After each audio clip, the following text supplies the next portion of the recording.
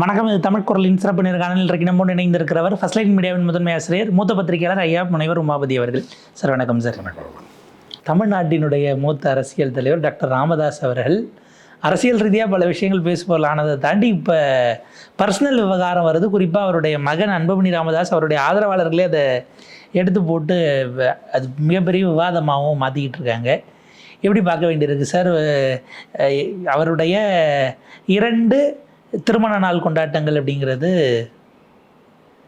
அவர் நாடக காதல்ங்கிற மாதிரியான கமெண்ட்ஸ் வேற ஒரு பக்கம் இருந்தது. அதாவது எப்படின்னா, அவர் காதல் அவர் தனிப்பட்ட அவருடைய விருப்பம். அவர் ஒரு இளம் பெண்ணை பார்த்துருக்காரு. அந்த காலத்தில் காதல் வயப்பட்டு விழுந்துட்டார். காதலில் விழுந்தேன் மாதிரி விழுந்திருக்காரு. சில அந்த காலத்தில் என்ன பண்ணுவாங்கன்னா, நம்ம தாக்கிட்டோன்னா நமக்கு பொறுப்பாக வேலை பார்க்கணும்னு நினைப்பாங்க. நீங்கள் 80களுக்கு முன்னாடிலாம் பார்த்தீங்கன்னா, நீங்கள் ஒருத்தர் வேலை பார்க்குறாங்க சம்மந்தப்படனா பொறுப்பு இல்லாமல் இருப்பான். எப்போ வேணாலும் வேலையை விட்டு போயிடுவாங்க பெண்கள். இன்னொருத்தர் கல்யாணம் பண்ணிட்டு போனால் நமக்கு இதாக நல்லா வேலை பார்க்குது இந்த பிள்ளை, நமக்கு பொறுப்பாக இருக்குது எல்லாம் இருக்குது அப்படிங்கும்போது அதை தனதாக்கிட்டோன்னு வைங்க, அது இன்னும் சின்சியராக வேலை பார்க்கும். ஒருத்தர் கோயம்புத்தூரில் ஒரு தொழிலதிபர் என்கிட்ட சொன்னார். இப்போ ஒரு 20 வருஷத்துக்கு முன்னாடி ஒரு லேடி ரொம்ப சின்சியராக அந்த வயர் கம்பெனியை பார்த்துக்கிட்டு இருந்துச்சு. அந்த டேப் மாதிரி போட்டு அதுதான் எல்லாத்தையும் வரட்டும் புரட்டும். நான் கேட்டேன், யார் இவ்வளோ சின்சியராக இப்படி ஒரு ஆள் கிடைக்கிற கஷ்டம்? இப்படிலாம் இல்லை, சின்சியராக வேலை பார்க்கும், அதை நம்ம வளைச்சி போட்டு வச்சுருக்கோம், அதனால் நம்மது அது நம்மளை புருஷனாக நினச்சிக்கிட்டு நம்மதுன்னு நினச்சி சின்சியராக வேலை பார்க்குது. அவருக்கு ஏற்கனவே கல்யாணம் ஆகிடுச்சு, இதை கீப்பாக வச்சுரு அந்த காலத்தில். இப்போ நம்ம சொல்ல முடியாது அந்த மாதிரி. அப்போ அது நம்ம கம்பெனி, நம்ம புருஷன் கம்பெனின்னு அதான் பொறுப்பு எடுத்து அதான் எல்லாத்தையும் பார்த்து நமக்கு சம்பாரிச்சு கொடுக்கும். சின்சியராக ஒர்க் பண்ணுன்றது அந்த காலத்தில் ஒரு கணக்கில் இருந்தது. அந்த வகையில் ஐயா பொறுப்பாக பணியாற்றியவர், செவிலியராக இருந்தவர். கரெக்டாக அது மாதிரி சட்டர் கடையாக தான் இருக்கும், இல்லைன்னா அந்த கட்டையில் போட்டு வச்சுருப்பாங்க, திறந்து வச்சுட்டு வர்றதுக்கு முன்னாடி. ஏன்னா இவர் திராவிட இயக்கத்தை பெரியாரியர் சிந்தனைக்க இது பண்ணார். அதனால் சாமிலாம் கூட மாட்டார். இல்லைனா ஊதுபத்தி கொளுத்தி இழுத்தி வச்சு எல்லாம் வைக்கும்போது டாக்டர் வந்துடுவார் 6 மணிக்கு. வேணுன்னா 5 மணிக்கே நர்ஸ் நம்ம டோக்கன் போடுறது. இப்போ கூட்டி கழுவி எல்லாம் ரெடி பண்ணி வைப்பாங்க. ஒரு ஆயா ஒன்று இருக்கும், ரெடி பண்ணி வைப்பாங்க. அப்புறம் டோக்கன் போட்டு 1 2 3 டோக்கன் 3 உட்காந்துருக்கீங்களா அப்படின்வாங்க. 3 ரூபா வாங்கிட்டு ஊசி ஐயா போடுவார். ஐயாவே நேரடியாக 3 ரூபா வாங்கினா அசிங்கம். அதனால் இந்த அம்மா 3 ரூபா கொடுங்க அப்படின்னு வாங்கி கல்லால் போட்டு கரெக்டாக இன்றைக்கி 5 பேர் வந்திருக்கானா 3 15 ரூபா ஐயாட்ட கொண்டு போய் கரெக்டாக கொடுத்துருக்கு. இப்போ இந்த சின்சியாரிட்டியை பார்த்து தான் அவருக்கு காதல் மலர்ந்துருக்கு, பண்ணிட்டார். ஆனால் அதே நேரத்தில் ஃபஸ்ட்டு ஒய்ஃப் இருக்காங்க. இப்போ நம்ம முதல்ல இவ்வளோ நாள் தெரியாதனமாக ஒரு தப்பு பண்ணிட்டோம். எப்படின்னா, அன்புமணி ராமதாஸை நம்ம கழுவி ஊற்றிட்டோம். புரியுதா உங்களுக்கு? அது தப்புன்றதை நம்ம இப்போ உணரக்கூடிய ஒரு சூழல் வந்திருக்கு. என்ன வந்திருக்கு அப்படின்னு பார்த்தீங்கன்னா, ஒரு பையன், ஆம்பளை பையன், 3 பொம்பளை பிள்ளைங்க இருக்காங்க. பொம்பளை பிள்ளைங்களுக்கு அவ்வளோ விவரம் தெரியாது. அவங்களோட மூத்த பொண்ணெல்லாம் வீட்டில் இருப்பாங்க. அப்பா இன்னொரு லேடியை வச்சுருக்காருன்றது அவங்களுக்கு பெருசாக சொல்ல மாட்டாங்க பொம்பளை பிள்ளைங்களுக்கு அந்த காலத்தில். அப்போ அன்புமணி அதை புரிஞ்சிருக்காரு சின்ன வயசுலேயே. இப்போ ஒரு மீம்ஸ் பார்த்து எனக்கே ரொம்ப சங்கடமாக போச்சு. 2K கிட்ஸ் தான் அந்த பசங்க போட்ட மீம்ஸ் தான் இவங்களுக்கு இவ்வளோ நாலேஜபிளாக போட்டிருக்காங்க, இவ்வளோ உணர்வுபூர்வமாக போட்டிருக்காங்க. என்ன போட்டிருக்காங்க அப்படின்னா, அன்புமணி ஒரு விஷயம் போட்டிருக்காரு, என்னுடைய வாழ்நாள் முழுவதும் ஹாஸ்டலிலேயே கழிந்தது அப்படின்னு. அந்த ஃபோட்டோவை போட்டு அந்த குழந்தை எவ்வளோ தவிச்சிருக்குன்றாங்க, அந்த பையன் எவ்வளோ தவிச்சிருப்பான். அப்போ தன்னுடைய குடும்பத்தில் வாழ முடியாமல் அப்பா இன்னொரு லேடியை லவ் பண்ணி, அப்போ லவ்வுன்னு நினைக்க மாட்டாங்க, கீப்புன்னு தான் சொல்லுவாங்க அந்த காலத்தில். இப்போ தான் லவ் இப்படி சொல்லக்கூடாது, அந்த பேர்லாம் சொல்லக்கூடாதுன்றாங்க. ஸோ அந்த காலத்தில் இருக்கும்போது மன உளைச்சலுக்கு ஆளாகி தான் இந்த குடும்பத்தோடையே நம்ம வாழக்கூடாதுன்னு சின்ன வயசுலேயே ஹாஸ்டலுக்கு போயிட்டாங்க. இந்த காதல் காட்சிகளை பார்த்து டென்ஷன் ஆகி தான் ஹாஸ்டலுக்கு போனவர் MBBS முடித்து எல்லாம் முடித்து தான் வந்திருக்காரு. முடித்து ஒரு பொண்ணை காட்டுறாரு, யாரை? சௌமியாவை. இந்த பொண்ணை தாண்டா நீ கல்யாணம் பண்ணணும்னு. அதை அவரே சொல்லியிருக்காரு, இவரும் சொல்கிறார், நம்ம சொல்கிறேன். நான் பாட்டுக்கு காலேஜில் இருந்து மெடிக்கல் காலேஜுக்கு வான வண்டியில் உட்கார வச்சு கூப்பிட்டு போய் பொண்ணு பார்க்க போகிறோம்னு கூப்பிட்டு போய் காட்டினாங்க. அதுதான் கல்யாணம் பண்ணணும், இந்த பொண்ணு தான் கல்யாணம் பண்ணணும் மகாலட்சுமின்னு சொல்லி கல்யாணம் பண்ணி வச்சுருக்காரு. நான் அப்போ தெளிவாக பார்க்கலைங்கிறதுனால என்ன ஏதுன்னு கேட்டுட்டு அவங்க படிக்கிற காலேஜுக்கு நான் போனேன். அதெல்லாம் அவரே பேட்டி வாழ்க்கையெல்லாம் சொல்லியிருக்காப்புல. இதெல்லாம் ஒரு அந்த காலத்தே இது. அப்போ நம்ம என்ன நினச்சோம்னா, இந்த அம்மாவை பத்திரகாளின்னு சொன்னார். யார்? ராமதாஸ் அவர்களே சௌமியா அவர்கள் பத்திரகாளியாக தான் குடும்பத்தை நாசப்படுத்திடுச்சு, என்னை மிரட்டிச்சு, மாமா மாமான்னு சொல்லி ஏமான்னு ஆமான்ட்டு போயிடுச்சு. ஸோ இப்படிலாம் பண்ணிச்சோம்னா நம்ம தப்பாக தான் நினச்சோம் முதல்ல ஆரம்பத்தில், நான் இதுதான் உடைச்சதுன்னு. ஆனால் என்னென்னா அன்புமணி தன் மன ஆதங்கத்தையும் மன உணர்வுகளை அடக்க முடியாமல் தன்னுடைய மனைவிட்ட சொல்லியிருக்கேன். எங்கள் அப்பாவுடைய காதல் தாண்டவம் வந்து ஒரு எல்லை மீறி போயிடுச்சு. எங்கள் அம்மா மனைவி, அப்புறம் இன்னொரு லேடி, அவங்ககிட்ட எல்லா சொத்தையும் எழுதி கொடுத்துருவார் போல், மூணாவதாக ஒரு லேடி. இப்படி தொடர்ச்சியாக போகும்போது எவ்வளோ 4 பேர் கேட்கும்போது எவ்வளோ அசிங்கமாக இருக்கும். என் வாழ்நாளே இதனால தான் நான் ஹாஸ்டலில் கழிச்சேன்ற மாதிரி அழுதுனா தான் நான் பார்த்துக்கிறேங்க அப்படின்னு சொல்லி யார் சௌமியா அன்புமணி உள்ளே இறங்கி அடித்து காலி பண்ணதா இப்போ வருது தகவல். நம்ம வந்து என்ன பண்ணுறோன்னா சௌமியா அன்புமணி மேலே நமக்கு எந்த தனிப்பட்ட இதுவும் கிடையாது. ஹிந்தியில் ஏமா பேசினேன் அப்படின்ற ஒரு கேள்வி தான். தமிழ்நாட்டில் ஹிந்தியில் பேசி பாஜக காரண்ட் அடகு வைக்கிறதுக்காக கட்சி நடத்திட்டு இருக்கீங்க அப்படின்ற ஒரு இதுதானே தவிர சௌமியா அன்புமணி மேலே நமக்கு வேறு என்ன தனிப்பட்ட முறையில் ஒன்றும் கிடையாது. ஸோ ஆனால் வந்து என்ன அப்படின்னு பார்த்தீங்கன்னா இப்போ பார்க்கும்போது பாவமாக தெரியுது யார் அன்புமணி ராமதாஸ். இப்படி ஒரு கொடுமைக்கார தந்தைனா வேறு வேறு கொடுமை, குடிச்சிட்டு வந்து அடிக்கிற தந்தையை பார்த்துருப்போம், குடிச்சிட்டு கடைக்கு போயிட்டு வான்னு சொல்கிற தந்தையை பார்த்துருக்கோம், குடிச்சிட்டு சீட்டு விளையாண்டு ரோட்டில் படுத்து கிடக்கிற தந்தையை பார்த்துருக்கோம். ஆனால் இது போகிற பெண்களோடு பல பெண்களோட காதல் உறவு அப்படிங்கும்போது ஒரு பையனுக்கு எவ்வளோ மன உளைச்சல் இருக்கும் அப்படின்றத இப்போ தான் முதல் முறையாக பார்க்குறோம், அதுவும் இவ்வளோ பெரிய வீட்டில். ஸோ இப்போ அதனால் என்னென்னா மன உளைச்சலில் இருக்கக்கூடிய அன்புமணியை நிச்சயமாக நம்ம வந்து மேலே பாவம் தான்.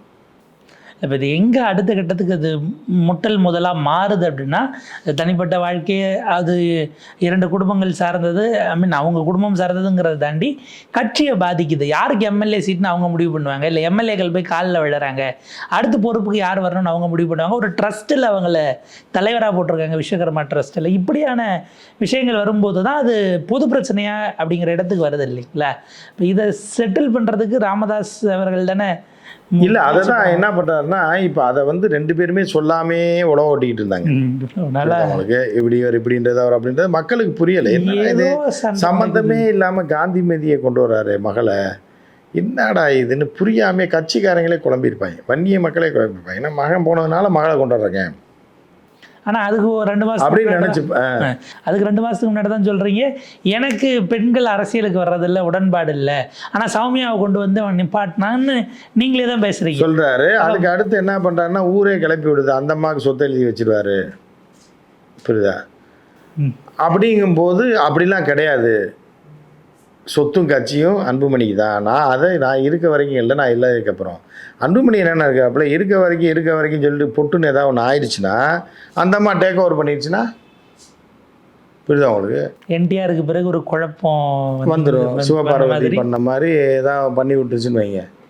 ஸோ என்ன அதுக்கப்புறம் இது பேரனை நுழைக்கிறாரு நம்ம இருக்கும்போதே, நம்மளை கேட்காமையே. அதே மாதிரி காந்திமதி அவர்கள் வந்து குடும்பத்தில் இருந்தவங்க, குடும்பத்தில் ஒரு மனைவியாக இருந்து சேவை படித்தவர் தான், அவர் மெத்த படித்தவர் தான். இருந்தபோது அவரை கொண்டு வந்து அரசியலில் போட்டிங்கன்னா அவரெல்லாம் எப்படி அமித்ஷாட்ட பேச்சுவார்த்தை நடத்துவார்? இன்னொரு வகையில் பார்த்தா இவருக்கு சம்பந்தியும் அன்புமணிக்கு அக்காவும் சம்பந்தியும் சரி எல்லாம் ஒன்று தான். ஆனாலும் அதை தான் ராமதாஸ் என்ன பண்ணுறாரு, இங்கே பாரு உனக்கு தான் வரும், உனக்கு வேணுமா இல்லை என் மகன் மூலயமா உனக்கு வரப்போ தான் சொத்தாக வாங்க போறியா? இதுக்கு தான் வந்து இந்த பணக்காரங்க எல்லாம் பார்த்தீங்கன்னா ஒன்றுக்குள்ளே ஒன்று பொண்ணு கொடுத்து எடுக்கிறதுக்கு காரணம் இதுதான். மகன் பிள்ளையை கட்டுறது, மகன் பிள்ளையை கட்டுறது, அவங்களுக்குள்ளேயே சம்மந்தம் பண்ணிக்கிறது, சொத்து வெளியில் போயிடக்கூடாது, பதவி வெளியில் போயிடக்கூடாதுன்னு. அதுக்கு இது ஒரு பெரிய உதாரணம். இந்த பாலிசி அப்படிங்கிறது ஒரு மாதிரியாக இருக்குது. ரெண்டாவது வந்து என்னன்னு பார்த்தீங்கன்னா அன்புமணி பாவம் தான். ஏன்னா இந்த கொடுமைகளை பார்த்துட்டு எவ்வளோ நாள் தான் தந்தை 2 மனைவி 3 மனைவின்னு கணக்கெல்லாம் போயிட்டுருக்கு. இன்னும் இந்த ராமமூர்த்தியெல்லாம் சொல்கிறத பார்த்தா அவர் ஓவராக சொல்கிறாரு. அந்தளவுக்கு 2 லட்சம் கோடிலாம் இருக்காது, 25 லட்சம் கோடி வாய்க்கு வரதை அடிச்சு விட்றாரு ராமமூர்த்திலாம். அப்போ அந்தளவுக்கு போகக்கூடாது. உங்கள் இப்போ ராமமூர்த்தி அவர்கள் சொன்னது நடந்துருச்சு. 2ஆம் மனைவி இருக்காங்க, அவங்க பேர் இது தான், அவங்க தான் ஆதிக்கம் செலுத்துகிறாங்கன்னு சொல்லி முதல்ல தமிழ்நாட்டில் சொன்னது ராமமூர்த்தி அவர்கள் தான். 50 வருஷமாக்கி ஒரு லேடி வச்சு இருக்காரு அப்படின்னு சொன்னது ராமமூர்த்தி தான். அது இன்றைக்கி வெளியே வருது. அப்போ இவரோட கிரெடிபிலிட்டி ஏறுது, ராமமூர்த்தியோட கிரெடிபிலிட்டி. அதுக்காக இன்னொன்று சொல்கிறாரு, அவரை சுற்றி இருக்கிறவங்க இவங்க சொந்தக்காரங்க தான் எனக்கு வீடியோ ஃபோட்டோலாம் அனுப்புறதுங்கிற. ஆமாம், அவங்க தான் அனுப்புவாங்க. ஏன்னா அவரோட அதாவது அவங்க பார்வையில் என்ன பார்ப்பாங்க, ஏன்னா என்ன வயசான காலத்தில் இந்த அட்டகாசம் பண்ணுறாருன்னு நினைப்பாங்க. இங்கே கூட இருக்கிறவங்க பெருசாக மதிக்க மாட்டாங்க. இப்போ ராமதாஸ் அவர்களில் வெளியிலேருந்து தலைவா வாழ்கன்னுவா, வீட்டுக்குள்ளேயே டெய்லி 24 மணி நேரம் பார்க்குறவன் என்ன ஒரு இப்படி இருக்குது, சரக்கு பாட்டில் வந்தது, மேட்ரு வந்து தைல பாட்டில் தைல பாட்டில்னாங்க. 1 லிட்டர் தைலம் ஏன் வாங்கி தேய்க்கிறான் ஃபாரின் பாட்டிலில் வீட்டிலே காய்ச்ச அப்படி சொல்கிறாங்க. ஸோ அந்த மாதிரி இருக்குது. ஒரு பக்கம் பார்த்தா இந்த மாதிரி பெண்கள் விவகாரத்தில் தொடர்ந்து அடுத்தடுத்து 2வது மனைவின்றாங்க, 3வது ஒன்று மனைவின்றாங்க. அவர் ராமமூர்த்தி சும்மா இல்லாமல் என்ன சொல்கிறாருன்னா, அப்படியே அன்புமணி ராமதாஸை பார்த்த மாதிரியே அந்த பையன் இருப்பான்னா இதெல்லாம் ரொம்ப நக்கல். இந்தளவுக்கு சொல்லக்கூடாது ஒரு தலைவனை. அப்போ அந்த குடும்பத்தில் பிறந்திருந்தால் அப்படித்தானே இருப்பான், புரியுதா அவங்க, அதே ஜீன் தானே. ஸோ அப்படி இருக்குது. ஆனால் ராமமூர்த்தி சொல்கிற எல்லா கூட்டையும் ஏற்றுக்கிட்டால் கூட இந்த ஒரு கூற்றை ஏற்றுக்கொள்ள முடியாது. 2 லட்சம் கோடி 20 லட்சம் கோடின்றது அவர் சொல்லக்கூடாது. ஒரு 2000 கோடி 2000 5000 கோடி இருக்குது, அவ்வளோதான் இருக்குமே தவிர அதுக்கு மேலே இருக்குது. அது இடமா வாங்கி போட்டதுனால அவ்வளோ இருக்குமே தவிர 2 லட்சம் கோடின்லாம் அவர் போய் சொல்லக்கூடாது. இல்லை, ஒரு முறை மத்திய அமைச்சராக இருந்தால் அதுக்கே இன்னும் கேஸ் போய்கிட்டு இருக்கு. அந்த அமௌண்ட்டை அப்போ வாங்கி போட்ட இடங்கள், அப்புறம் ரியல் எஸ்டேட் வேறு பண்ணுறாரா, கேவலமாக இல்லை இதெல்லாம் அசிங்கமாக இல்லையா? ஒரு மத்திய அமைச்சர், ஒரு எம்பிபிஎஸ் படித்த டாக்டர் ரியல் எஸ்டேட் தொழில் பண்ணுறாருன்னா பணத்துக்காக இப்போ இந்த பணத்தெல்லாம் வச்சு நீ என்ன தான் பண்ண போகிறீங்க? எதுக்கு அந்த உங்களுக்கு அவ்வளோ பணம்? பங்கு பிரிக்கிறதுல தான் பிரச்சனை. ஆனால் பங்கு பிரிக்கிறது தான் இவ்வளோ பிரச்சனையே இருக்குது. ஆனாலும் நம்ம முதல்ல வந்து அன்புமணி வந்து ஒரு மிகப்பெரிய துரோகியாக நம்ம நினச்சோம். ஆனால் அப்படி கிடையாதுன்றத ராமதாஸ் அவர்களுடைய செயல்பாடும், அவருடைய கல்யாணமும் காதல் திருமணமும் பல காதல்களும் அது பற்றிய தகவல்கள்லாம் வெளியே வரும்போது அன்புமணி பாவன்ற மாதிரி தான் நம்ம பார்க்கலாம். ஏன்னா அந்த வீடியோவில் இன்னும் நீங்கள் முறைப்படி தாலி கட்டல அப்படிங்கிற மாதிரியான அப்போ எத்தனை வருஷமாக ஏமாத்திருக்காரு. 50 வருஷமாக முறைப்படி தாலி கட்டாமல் இன்னைக்கு பண்ணிடலாம், அமாவாசைக்கு பண்ணிடலாம், பௌர்ணமிக்கு பண்ணிடலான்னு சொல்லி தன்னுடைய மகளுக்கெல்லாம் கல்யாணம் பண்ணி அவங்களுக்கெல்லாம் பேரம்பேத்தி எடுத்துச்சு. பூட்டி வந்துருச்சு. யார்? அவரோட பேத்திக்கு மக பிறந்துருச்சு. இன்னும் தாலி கட்டாமல் வச்சுருக்காரு. கடைக்கு போய் ஒரு மஞ்சக்கிழங்கையும் ஒரு இந்த இதில் சப்பானி சொல்லுவான் பாருங்க, யார் சப்பானி வந்து வேகமாக மாலையும் இது வாங்கிட்டு போவான். யாரை? மயிலை கல்யாணம் பண்ணுறான். ஒரு சப்பானியே போய் கடையில் ஒன்றும் விவரம் தெரியாதவனே மாலையும் தாலியும் வாங்கிட்டு போகிறான். அதுக்கப்புறம் எத்தனையோ படங்கள் வந்து பிரபு படத்தில் பார்த்தா காளி அந்த பாணிக்கு தான் வச்சு இவரை வச்சு தான் எடுத்துகிட்டு போல. சின்ன தாலி கட்டி மேலே கொட்டினா தான் கல்யாணம் மாமான்ற மாதிரி மனோரமா சொல்ல, இது கூட தெரியாத அப்பாவை பயலாக இருக்கான்னு. அந்த மாதிரி ஒரே வார்த்தை கேட்டிருப்பார். இந்த டைலாக்கை தான் பி வாசு திருடி வச்சுருப்பாருன்னு நினைக்கிறேன் படத்தில். இவர் ராமதாஸே கேட்டிருப்பார்.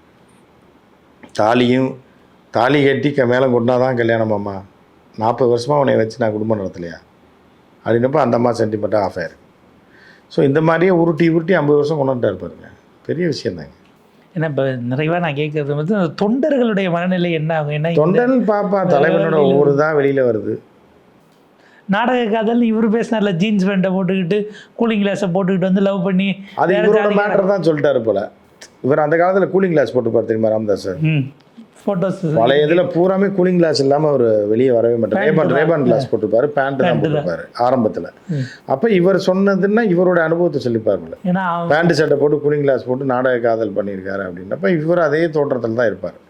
ஸோ இவர் தான் அதை பண்ணியிருக்காருன்றது இப்போ எத்தனை வருஷம் பாருங்கள். உண்மையை வந்து புதைக்கவே முடியாது, என்றைக்காக தான் வெளில வந்துருன்றது 50 வருஷம் கழிச்சு வெளியே வந்து பாருங்கள். ஸோ இதுதான் விதின்றது. பாப்போம் சார். அரசியல் ரீதியாக இது நம்ம இது பண்ணலனாலும் ஒரு கட்சி அவங்க ஒரு காலத்தில் 3வது பெரிய கட்சியாக இருந்தவங்க இன்றைக்கு உடைந்ததற்கான காரணம் அதை பொது வெளியில் அவங்களே எடுத்து போடுறாங்கங்கிற பட்சத்தில் நம்ம அதையும் பேச வேண்டிய சூழல் இருந்திருக்கு. உங்கள் நேரத்துக்கு பார்த்துக்கு மிக்க நன்றி சார்.